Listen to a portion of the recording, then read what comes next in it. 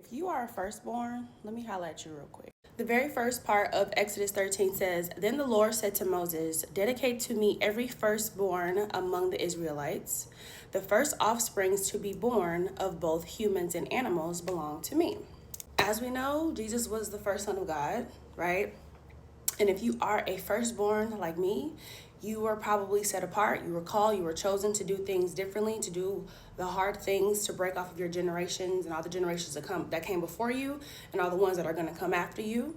And we just see that in Jesus, right? He was chosen by God to do the hard thing, which was die on the cross for literally all of us. He went through so much trials and tribulations, suffering, temptations, just all the things, right? If we read our Bible, we know what he went through.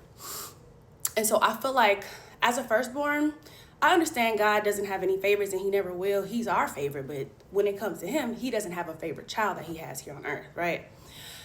I just want to say this. Jesus is so more relatable when you're a child of God, period. But when you are a firstborn and you really get on your journey and you walk closely with Jesus, you will see how real and relatable he is to you and why God chose all the firstborns to be belonging to him, specifically firstborns, right? And I just think it just really goes to show how intentional God is, because chances are when you're a firstborn and you're called to do all these hard things off of your bloodline and your family, you probably were born with spiritual gifts that you didn't even know about until later in life when you went through isolation or that wilderness season, allowing you to just sit and be with God so he can expose that inside of you and bring that out of you in order to get you closer to him to do the work that he has placed inside of you. And since God literally knew our life before we knew, before our parents knew any of that, God knew us before anything. And so I feel like it's so intentional, and there's a reason why he said all of my firstborns, humans and animals,